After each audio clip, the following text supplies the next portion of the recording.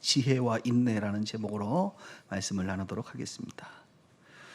우리가 살아가는 이 시대를 여러 가지로 표현할 수 있지만 오늘은 복잡성이라는 단어로 표현하고 싶습니다. 그리고 복잡성이라는 단어가 이 시대에 굉장히 잘 어울리는 것 같아요.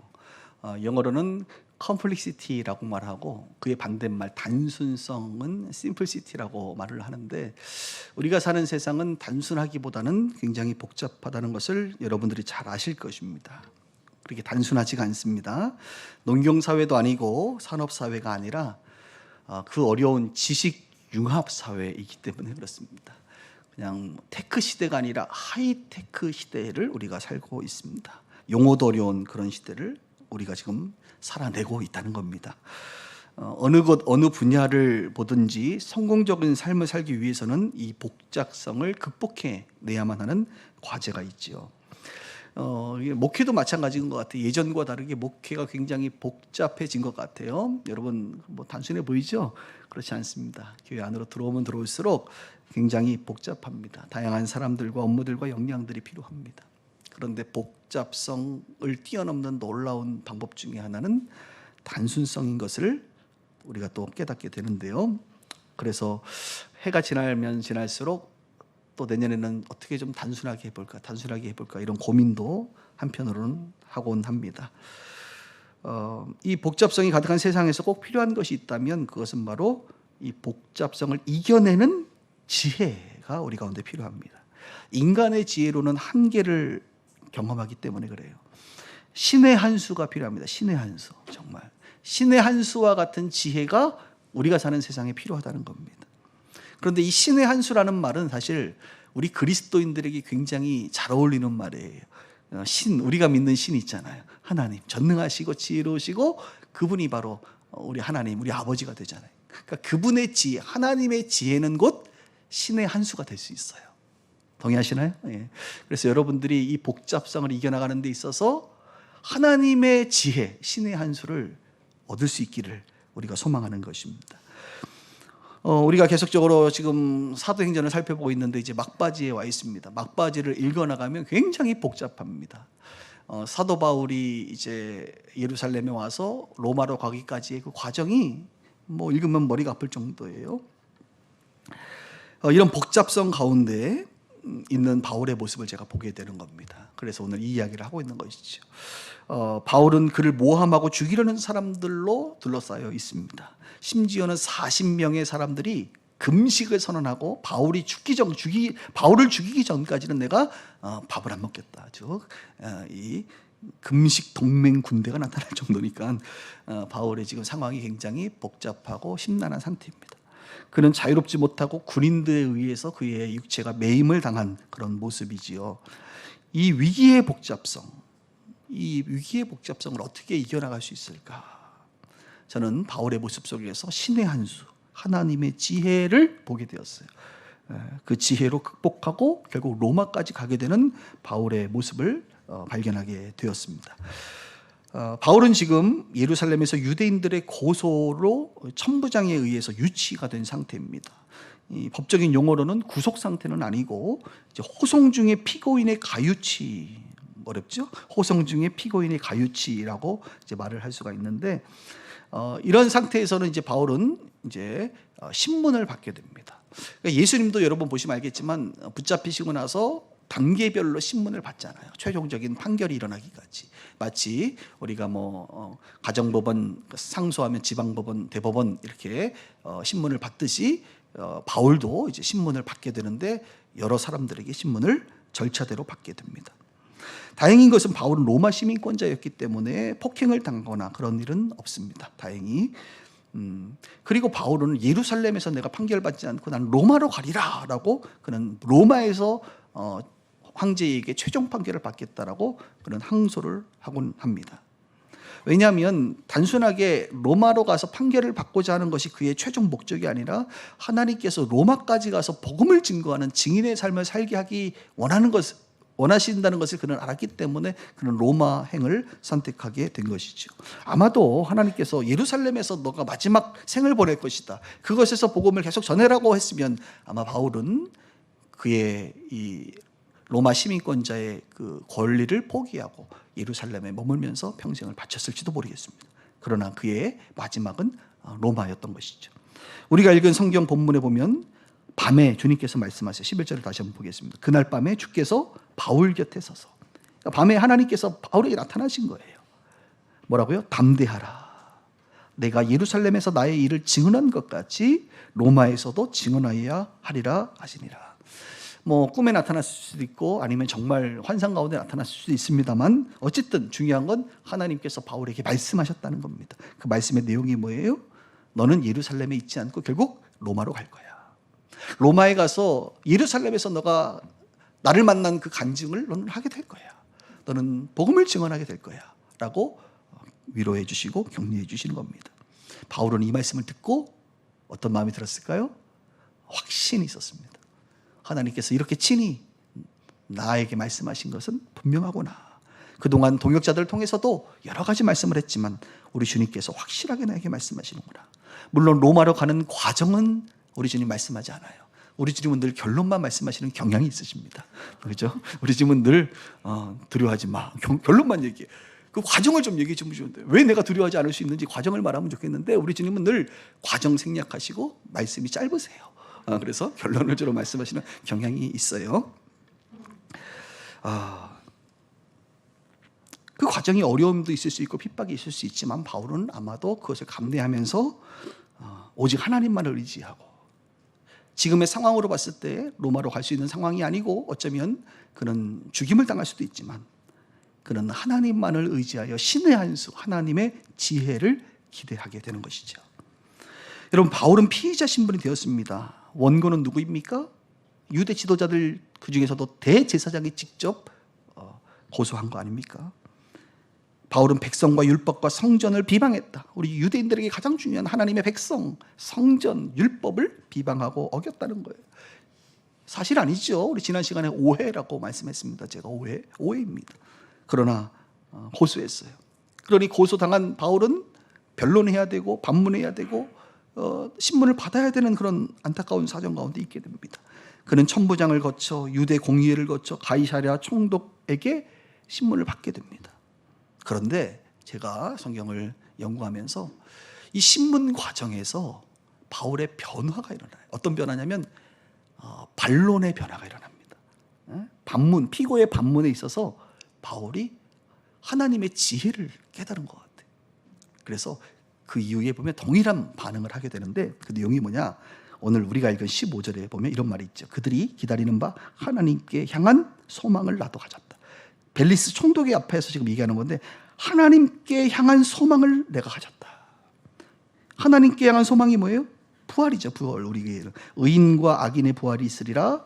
이것으로 말미암아 나도 하나님과 사람에 대하여 항상 양심의 거리낌 없기를 힘쓰라. 갑자기 바울이 예전에는 만나면 뭐 했어요?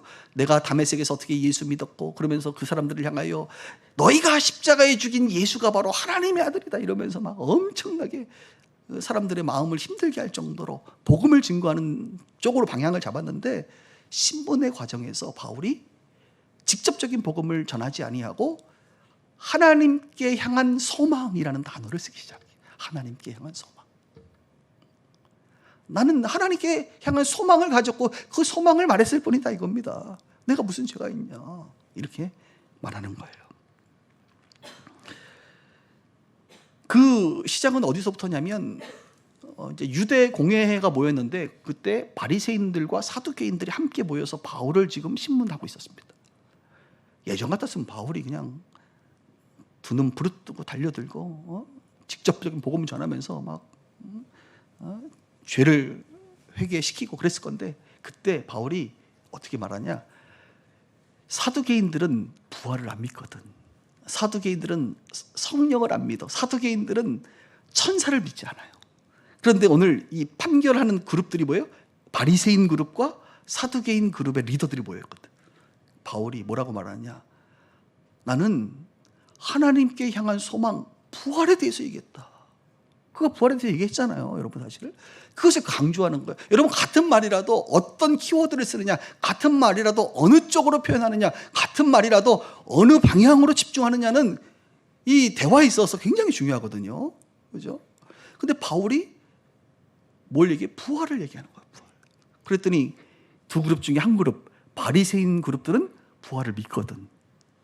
지금 안 그래도 사두개인들하고 이 신학적 논쟁 가운데 있거든. 그들은 붙으면 부활이 있다 없다, 성령이 있다 없다, 천사는 있다 없다, 이걸로 맨날 신학적 싸움을 하거든요.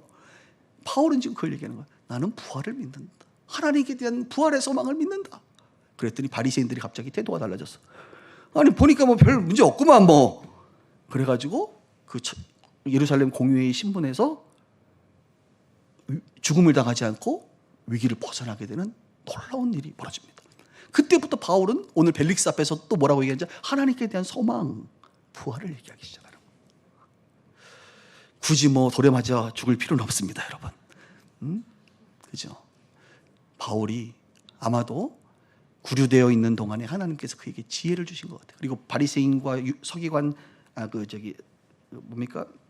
사두개인들의 그 지도자들을 보면서 하나님이 감동을 주신 것 같아요. 그의 언어가 달라지기 시작하는 것이죠. 그리고 벨릭스 앞에서도 오늘 이렇게 얘기하니까 결과가 어떻게 되냐? 가유치 상태이긴 하지만 자유를 주고 친구들이 돌보도록 허용을 합니다. 물론 군인들을 붙이긴 하지만 자유를 허락해요.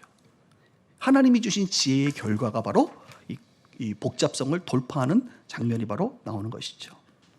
저는 오늘 이 설교를 준비하면서 여러분들에게 그 흔하고 흔한 표현, 그리고 우리가 자주 듣던 그 말씀을 다시 한번 강조하고 싶은 거예요. 여러분에게 지혜가 있으신가요? 여러분에게 정말 지혜가 있으십니까? 느낄 수가 있어요. 내가 좀 지혜가 있다. 난 좀 지혜가 없는 것 같아.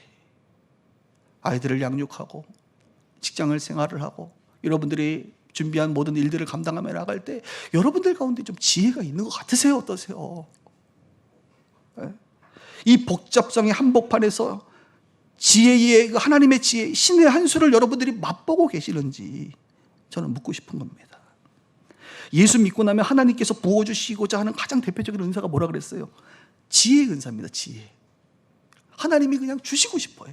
그래서 그 유명한 말씀, 너희 중에 누구든지 지혜가 부족하거든 뭐라 그래요? 하나님 모든 사람에게 후히 주시고 꾸짖지 아니하실 하나님께 구하라 그리하면 주시리라. 이 얼마나 대단한 표현입니까? 모든 사람에게 주신대. 믿으시기 바랍니다. 모든 사람. 은사는 원래 누구누구에게만 주잖아요, 보통. 근데 지혜는 모든 사람에게 주신다는 거예요. 그리고 주면서 뭐해? 후히 주신대. 근데 주시는데 또 꾸짖지도 않으신대. 우리 가끔 뭐 달라고 하면 자꾸 꾸짖는 사람들 있잖아요. 꾸짖다 보면 달라고 못 하겠어. 근데 우리 주님은 꾸짖지도 않고 후히 주시고 모두에게 주시고자 하시는 것이 뭐야? 하나님의 지혜란 말이지. 그러니까 제발 여러분 지혜를 좀 달라고 기도하시기를 바랍니다. 제가 여러 번 반복해서 말씀드리잖아요. 지혜는 구하면 웬만하면 주시는 것 같아. 정말 그래요. 제가 오랫동안 신앙생활 함께한 분들 보면 아니 저분들이 예수 믿고 달라진 게 하나 있는데 뭐 지혜로워져서. 예전에는 안 지혜로웠다니까. 언지혜, 띨띨 뭐 이런 거 있잖아요. 좀 부족함, 뭔가 뭐 이런 거 있잖아. 그런 사람들이었다니까. 근데 예수 믿고 나서 사람이 지혜로워졌어. 제 얘기하는 거예요 지금. 아까 그 표현들은 다 저를 얘기하는 거예요. 제가 군대 군생활하는데 제가 이제 리더였잖아요. 장교고 지휘관이었는데 제가 군대에서 제가 우리 아내한테 말은 못했지만 내가 좀 부족함을 많이 느꼈어요. 내가 좀 지혜가 부족하구나. 잘하면 고문관 될 수 있겠구나. 가끔 조금 부족하구나 내가. 그 반박자가 제가 느려요. 반박자가 보니까. 그런 사람도 있잖아요. 같이 일하다 보면 말귀를 반박자 늦게 알아듣고 행동을 반박자 늦게 하는 사람. 내가 그런 사람인 것 같아.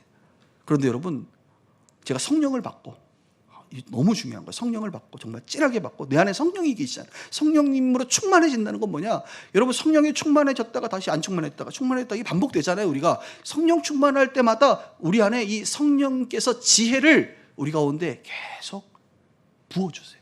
그래서 내가 내 육과 혼과 영이 주 안에서 지혜로워지는 사람으로 바뀌는 거예요.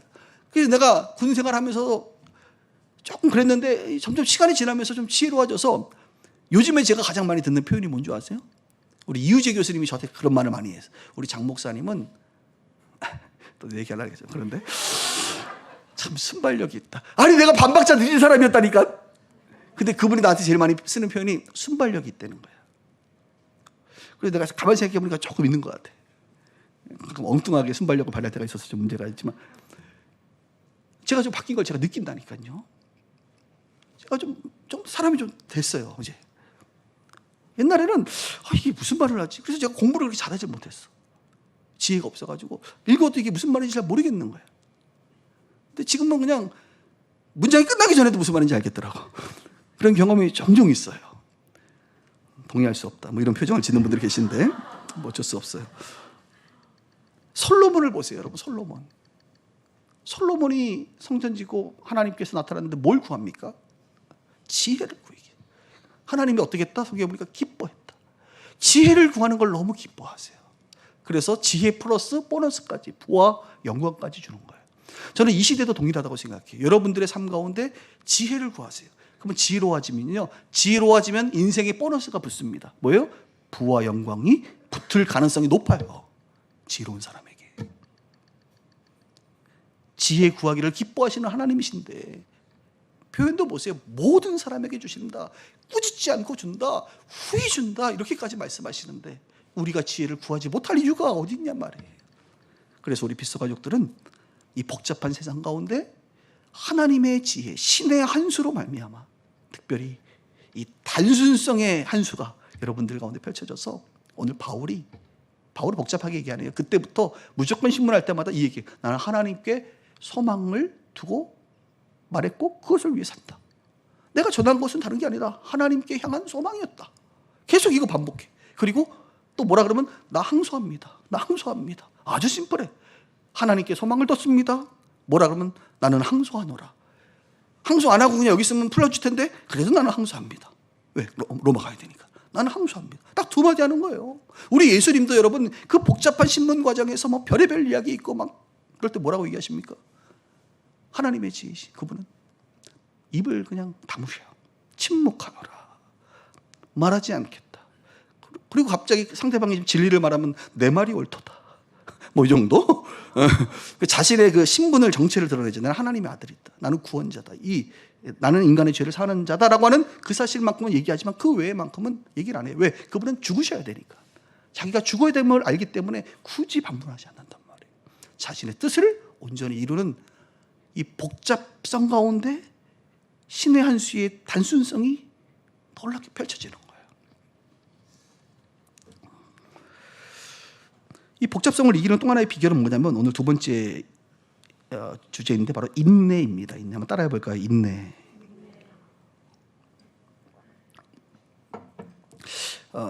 바울에게 참 많이 당황스러운 순간이 이제 성경을 읽다 보면 있었을 것 같아요. 생각보다 로마에 가기까지 시간이 오래 걸렸다는 겁니다.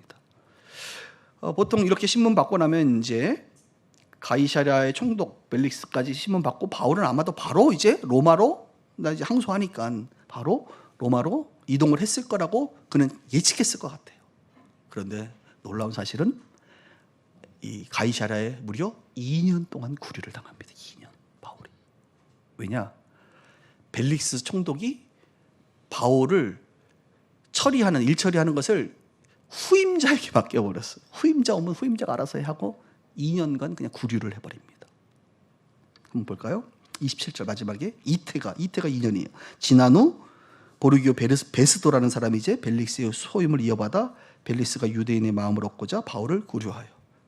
그러니까 이 벨릭스가 악한 마음을 가지고 유대인들의 마음을 끝까지 그냥 은퇴할 때까지 아니면 다른 곳으로 보직 이동할 때까지 인사 이동할 때까지 두고 후임자에게 이 복잡한 문제는 넘기려고 한 거죠. 저는 이때에 바울이 상당 부분 당황했을 거라고 생각합니다. 하나님께서 말씀하시면 일사천리로 일이 진행될 줄 알았는데 뭐가 막히는 거예요. 2년의 시간 동안 구류되어 있단 말입니다. 이거 어떻게 우리가 해석해야 되냐 말이에요. 이런 복잡성이라는 이놈은요, 우리가 생각했던 시간표를 보란듯이 무시하는 경향이 있습니다. 그래서 시간의 약속을 여러분 잘 못 지키는 게 만드는 사람이 되게 만들 경우도 많아요. 이때 우리가 많이 당황해요. 그래서 현대인들은 어떤 약속을 지킬 때 시간을 정확히 이렇게 내가 언제까지 요 말 조심해야 됩니다. 내가 다음 주 토요일까지 내가 그 문제 해결해 드릴게요. 제가 다음 주 월요일까지 통과 볼게요. 제가 다음 주 토요일까지 그거 깔끔하게 정리해 드릴게요. 이런 말 위험한 말이에요. 어떻게 말해야 돼요? 다음에 제가 해 드릴게요. 빠른 시일 내에 해드릴게요. 뭐 이런 식으로 하는 게 여러분 좋아요. 왜냐하면 이 복잡한 세상 가운데 의외로 이놈은, 이 복잡성은 우리의 시간표를 무시해버린다니까. 그래서 의외로 여러분들이 난처한 상황을 만들 경우가 있어요. 저도 그래서 어떤 약속을 할 때 굉장히 조심스럽게 합니다. 왜냐하면 내가 약속을 못 지키는 사람이 돼버리잖아요. 그리고 못할 때는 반드시 사정을 이야기하고 양해를 구하거나 용서를 구하는 경우가 많아요. 근데 바울이요, 때를 기다립니다. 때를. 우리에게 중요한 단어 중에 하나가 때라는 단어예요. 때. 하나님의 때. 하나님의 때. 하나님의 시간표. 이게 있다는 거예요. 이게 물리적인 시간을 이제 크로노스라고 표현해요. 우리가 지금 12시 23분인데 이것을 크로노스라고 말을 하지만 카이로스라는 단어 가끔 이제 외부 강사가 오면 쓸 거예요, 여러분. 미리 알아두세요. 카이로스라는 말은 하나님의 시간표, 하나님의 때, 하나님의 작정하신 그 때가 카이로스예요. 카이로스. 물리적인 시간이 아니라 하나님의 시간이 카이로스. 그러니까 대부분은 우리는 크로노스 시대 가운데 살면서 내가 원하는 그 크로노스의 시간표대로 살아가는데, 우리 하나님의 사람들이기 때문에 사실 카이로스의 시간을 우리가 맞이할 경우가 많다는 겁니다. 그래서 카이로스의 시간표를 기다리고 기대하고 믿고 바라는 삶이 우리 가운데 굉장히 중요하고, 이것이 그리스도인들 중에 성숙한 그리스도인들의 모습이에요. 아주 쉬운 예로 이런 거죠. 아이들이 이제 초등학교 1학년이 되면 요즘 애들은 워낙 빨라가지고 부모님에게 요구하죠. 자기의 시간표에 맞게끔 요구하는 게 하나 있습니다. 뭐죠? 핸드폰을 사내라. 엄마 아빠 나 핸드폰 사주세요. 이게 초등학교 1학년 때 아이들이 자기의 시간표대로 요구하는 겁니다. 그러나 우리 부모님은 부모님의 시간표, 그 카이로스의 시간표가 있잖아. 중학교 1학년이다. 여기서 이제 충돌이 일어나고, 이 아이들이 어리기 때문에 떼쓰기 시작하면 또 우리가 어쩔 수 없이 져주는, 그렇죠? 우리 하나님도 가끔 초신자들이 기도하면 져주시는 경우가 많아요. 어쨌든 그렇게 져주는 경우가 많죠, 우리가. 여러분들이 신앙생활 성숙한 자로 살아간다는 것은 나의 시간표대로 뭔가 맞춰지는 것이 아니라 하나님의 시간표에 여러분이 맞출 필요가 있다. 그리고 그 시간을 인내할 필요가 있다. 대표적인 사람이 모세 아닙니까? 모세가 내가 뭔가 나의 시간표대로 이제 내가 40살이 돼서 뭔가 이 민족을 구원할 수 있을 거야 라고 앞서서 나섰지만 하나님의 시간표가 아니었죠. 그래서 그는 광야에 가서 40년 동안 낮아지고 무의 상태가 되어버립니다. 내가 가지고 있는 유의 능력으로 뭔가를 할 수 있다고 생각했는데 자신의 유의 능력으로는 할 수 있는 일이 아니거든요. 하나님의 능력, 철저하게 무가 되어지는. 그래서 하나님의 지혜에 그 유가 들어오고 하나님의 능력으로 80세가 되었을 때 출애굽의 역사의 리더로 쓰임받게 되는, 인간의 시간표와 하나님의 시간표는 언제나 다르다는 겁니다. 저도 교회를 개척하면서 저는 교회 개척하면 진짜 빨리 부흥할 줄 알았어요. 정말 간판을 걸면 정말 간판 보고 나는 그 다음 주부터 사람들이 물밀듯이 몰려올 줄 알았어요. 왜냐하면 우리 간판 디자인이 내가 봐도 노원구에서 제일 이뻤거든요. 지금 우리 교회 디자인, 우리 박희선 집사님이 그때 그것도 디자인 나셨는데 우리 교회 디자인이 깔끔하잖아요. 내가 이렇게 상가교회를 볼 때마다 왜 상가교회들은 간판이 저래야만 하는가, 막 이렇게 너무 답답했는데 우리 너무 예쁘게 했어요. 밤에 불이 딱 들어오는 순간 너무 예뻐가지고 사람들이 그 간판을 보고 혼이 빨려 죽게 이렇게 들어올 줄 알았거든요. 근데 웬걸 한 달이 지나고 두 달이 지나도 오더라 안 오더라? 한 분도 안 오시더라. 그래서 이걸 좋게 표현하는 거고, 한 놈도 안 보이더라 이렇게 얘기하죠 제가. 야 정말. 근데 70일이 지나고부터 사람들이 오기 시작하는데, 인간의 시간표대로 오는 거, 인간의 방법대로 되는 게 아니라 하나님의 때에 하나님께서 하시는 거구나, 이거를 몸소 느끼면서 제가 이 카이로스에 대한 고민을 많이 하게 됐죠. 사랑하는 여러분, 올 한 해를 돌아보십시오. 여러분이 생각한 크로노스의 시간표대로 일이 잘 되든가요?